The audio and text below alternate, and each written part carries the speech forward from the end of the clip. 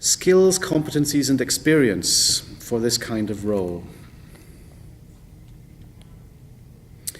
I would say primarily, even before you get to skills, competencies and experience, I think it's attributes. Personal attributes count for a lot. One of them is really caring about the work that you do.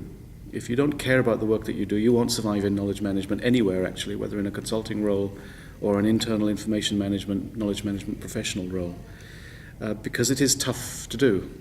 And it's not a role in which you normally get fast results, fast payoff. So you have to be really committed and you have to care for it to be able to see it through. I think the second kind of attribute is not just a willingness to work with many different kinds of people, but an appetite for working with different kinds of people and learning from them. And that's important to the role because you'll be doing that a lot of the time. You'll be working with very different people in very different roles. I strongly suggest, if you get a chance to do an elective, to take a marketing class in organizational behavior, take communication classes, because I think marketing and communications are really going to help you with any kind of plan that you're trying to get through. And knowledge management desperately needs a lot of marketing and communications to succeed. Not only because it's an important area, but because it's also a lot of collaboration. Many students tell me that in the MLIS programs, there aren't many opportunities to delve deeply into interpersonal psychology and client relations matters. And I would stress that any reading, any extra courses you can take to develop your skills in leading meetings, leading teams, gaining insight into how other people think would be well worth your time. I often speak at the University of Toronto Library School, and I share with the students there that the technical skills they've acquired throughout the 2 years are going to be necessary for successful careers, but not sufficient. I add that the real skills necessary for sustainable success are the ones that are to do with some emphasis on some of the soft skills,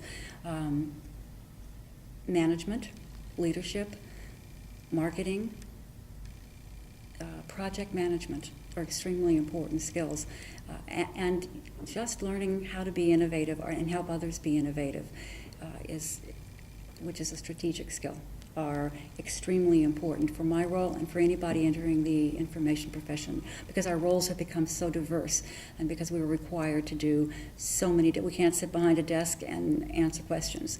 We don't catalog anymore. Everything we do touches everyone in our organization, should touch everyone in our organization. We need to know how to market ourselves, how to brand ourselves, and we need to know how to use technology. We need to know, if we don't look under the hood and know exactly how it runs, we need to know what it can do for us. Definitely would include statistics. I know you hate it, but also spreadsheets and budgets, the ability to kind of craft a message and make sure that there's strategic alignment between where you have money and resources and where you need them. So I think that there are a number of courses you might take in other parts of your organization that'll inform the way you speak about the information function that you're going to support. I would say economics. I mean, there are lots of courses in LIS programs and KM programs, information management programs, which are all the right kinds of courses to do. But I think one of the areas which is represented in those programs is economics. There are economists from Herbert Simon to Kenneth Arrow from the 50s into the 70s who were thinking about how information affects the ways that organizations work and the trade-offs that managers make when they're making decisions with information. Really important theoretical groundwork for understanding how knowledge works in organizations. And a lot of the issues and problems and challenges with knowledge management are prefigured in that work, and it's often underrepresented or ignored. Courses that students might take to enhance their skills and competencies for a KM role, I always look along the lines of something like anthropology. I have a bit of a passion for that at the moment. Sociology, organisational development. If you had to add on to your information sciences background, they're the sort of things I would look for. Would be persistence and patience. this is an ongoing process. It's not an overnight process.